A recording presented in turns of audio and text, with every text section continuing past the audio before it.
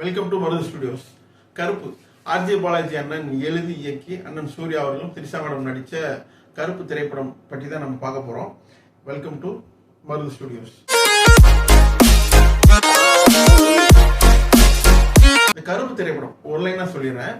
ஒரு corrupted judicial system. இந்த corrupted judicial சிஸ்டத்தை மாற்றுறதுக்கு கருப்பு எடுக்கும் மனித அவதாரம். சரி, இந்த மனித அவதாரம் எடுத்து இந்த கரப்டடு சிஸ்டத்தை மாற்றினாரா இல்லையா, இதுதான் ஒன்லைன் ஸ்டோரி. ஸோ நமக்கு தெரிஞ்சது என்ன, கடவுள் மனித அவதாரம் எடுக்கிறாங்க, எடுத்தா கடவுள் தானே ஜெயிப்பாரு. அங்கதான் டைரக்டர் ஒரு இக்கு வச்சு இந்த கதையை ஸ்டார்ட் பண்ணியிருக்காங்க. வேற லெவலில் நம்ம கனெக்ட் ஆகுது. திரைக்கதை, கேமரா ஒர்க்கு, வசனம் வேற லெவலில் பிச்சு உதறியிருக்காங்க. ஸோ ஆரம்பத்துலேருந்து ஒரு ஒன்லைன், மறுபடியும் ஒரு ஒன்லைன் சொல்லிடுறேன். கேரளாவில் வந்து அப்பா பொண்ணு வந்து ட்ரீட்மெண்ட்டுக்காக சென்னைக்கு வராங்க. சென்னைக்கு வர இடத்துல அவங்க நகை பறி போயிருது. இந்த நகை பறிபோன நகையை மீட் எடுக்கிறதுக்கு போலீஸ் ஸ்டேஷன் அணுகுறாங்க. அப்புறம் அவங்க கோர்ட்டுக்கு அணுக சொல்றாங்க. இதன் பின்ன என்ன நடந்துச்சு, அந்த நகை திரும்ப வந்துச்சா இல்லையா, அந்த கோர்ட்டுக்குள்ள இவங்களை எப்படி எப்படிலாம் அலக்கழிக்கிறாங்க, அலக்கழிச்ச பிறகு என்ன நடக்குது. ஸோ இந்த படத்துல என்னென்னலாம் பெருசு. ஃபர்ஸ்ட் சூர்யா அண்ணனுக்கு ஹாட்ஸ் ஆஃப் இந்த கதையை செலக்ட் பண்ணதுக்கு. ஏன்னா இந்த நாட்டார் தெய்வங்களை வச்சு ஒரு பெரிய கமர்ஷியல் படம் இது வரைக்கும் வந்ததில்லை. ஸோ இதுதான் தமிழ் சினிமாவில் முதல் முறை. ஸோ இதுக்கப்புறம் தொடர்ந்து இதை பற்றின படங்கள் வரும். ஸோ சூர்யா அண்ணன் இந்த கதையை செலக்ட் பண்ணி நடிச்சதுக்கு சூர்யா அண்ணனுக்கு ஹாட்ஸ் ஆஃப். ஸோ பாசிட்டிவ் என்ன நம்ம பார்த்துலாம். முழுக்க முழுக்க அண்ணன் சூர்யா, முழுக்க முழுக்க அண்ணன் ஆர்ஜே பாலாஜி, இதுதான் மிகப்பெரிய பலம். ஸோ சூர்யா அண்ணன் முழுக்க முழுக்க கருப்பாகவே வாழ்ந்திருக்காரு அண்ணன். வேற லெவல். ஒவ்வொரு சீனும் கூஸ்பம்ஸ் தான். என்ட்ரி சீனாக இருக்கட்டும், இன்டர்வல் சீனாக இருக்கட்டும், கிளைமேக்ஸ் எல்லாம் வந்து நீங்கள் வந்து ஒரு கருப்பசாமி கோயிலுக்கு போனால் எப்படி இருக்கும், அந்த லெவல் வேற லெவல் எக்ஸ்பீரியன்ஸு கிளைமேக்ஸு. சூர்யா அண்ணன் ஆக்டிங் நம்ம சொல்ல வேணாம். ஆனால் இந்த படத்தில் கொஞ்சம் அல்டிமேட்டாக போய் நடிச்சிருக்காரு. அதுக்கப்புறம் ஆர்ஜே பாலாஜி அண்ணன். ஸோ ஆரம்பத்தில் இவர் வில்லனாக வராரு.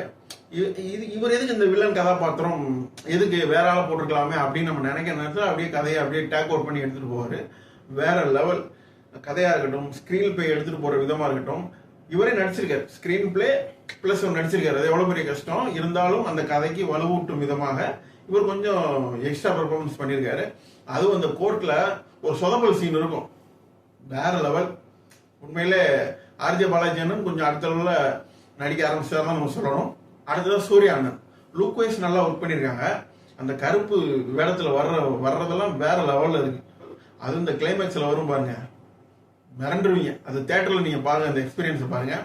இதை தவிர்த்து என்ன, வசனம் ஏகப்பட்ட வசனம் நம்மளை வந்து டைரக்டா இம்பாக்ட் ஆகும்.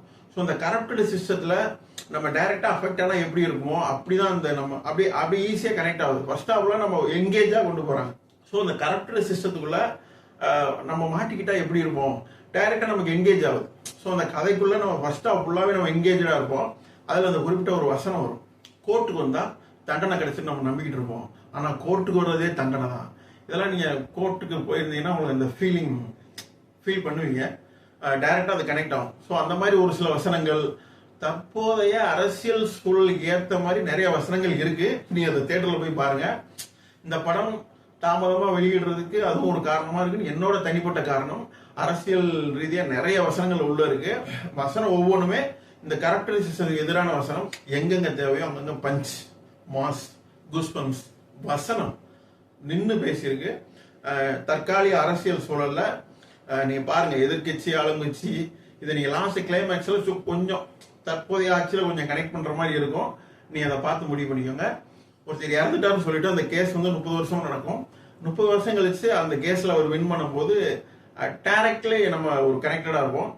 செகண்ட் ஹாஃப் வந்தோம் அப்படின்னா ஒரு சில இடத்துல லேகு, ஒரு சில இடத்துல அதை வந்து மேனேஜ் பண்ற மாதிரி நம்ம கருப்பு வந்து அதை மேனேஜ் பண்ணியிருப்பாரு. ஃபர்ஸ்ட் ஹாஃப்லாம் வேற லெவல் என்கேஜிங்காவே இருக்கும். நம்ம டைரக்டா இன்வால்வ் ஆனா எப்படி இருக்கும், அந்த ஃபீல் குட் கொடுக்கும்.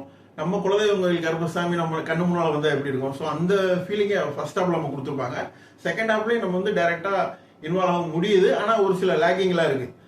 லாஸ்ட் அந்த கிளைமேக்ஸ்ல வர்ற கருப்பசாமி வேற லெவல். நம்மளை கோயிலுக்கு முன்னால எப்படி நிப்பாட்டுவோம் அந்த லெவல், வேற லெவல் பெர்ஃபார்மன்ஸ். அப்புறம் மியூசிக்ல வேற லெவல், பேக்ரவுண்ட் ஸ்கோர்லாம் வேற லெவல் பண்ணியிருக்காங்க.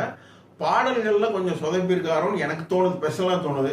ஏன்னா நம்ம ஊர்லாம் கோயில்ல கருப்பசாமி, ஐயனார் கோயில், முனியாண்டி கோயிலெல்லாம் போனா அந்த சாமி வர்றதுக்கு மேல அடிப்பாங்க, அந்த ரெண்டக்குன்னு அடிச்சு வர வைப்பாங்கல்ல, அடிச்சு விபூதியை போட்டு அந்த மியூசிக்கை கொண்டு வர முடியலையோ அப்படின்னு ஒரு ஸ்பெஷலா ஒரு ஃபீல் இருக்கு. அந்த மேல அந்த தாரத்தை போட்டு அடிச்சு அந்த கருப்பு வந்தா இன்னும் கொஞ்சம் பெட்டரா இருக்குமோன்னு எனக்கு ஒரு ஃபீலிங் இருந்துச்சு. மித்தபடி மியூசிக் நல்லா இருந்துச்சு. திரிஷா மேடம் இந்த படத்துக்கு எதுக்குன்னு எனக்கு தெரியல. ஸோ எந்த ஹீரோனாலும் போட்டுருக்கலாம். அவங்க ஒரு பக்கம் பேசிட்டு இருக்காங்க, டப்பிங் ஒரு பக்கம் போயிட்டு இருக்கு. ஸோ இதெல்லாம் எனக்கு கொஞ்சம் மைனஸா தெரிஞ்சுச்சு. இந்த முத்தமலை பாட்டு இருக்குல்ல, அந்த முத்தமலை அதுல தீ பாடியிருப்பாங்க. தீ பாடினதுக்கும் திரிஷா மேடம் பாடினதுக்கும் சிங்க் ஆகலையா, அந்த மாதிரி தான் இந்த டப்பிங்க்கும் திரிஷா மேடம் பேசுனதுக்கும் சிங்க் ஆகலை. எனக்கு இது பெர்சனலாக தோணுச்சு. மற்றபடி கூஸ்பம்ஸ் தான் ஆரம்பத்துல இருந்து எண்டு வரைக்கும். கருப்பு வர்ற ஒவ்வொரு இடமும் கூஸ்பம்ஸ். இதை நீங்க தியேட்டர்ல போய் பாருங்க.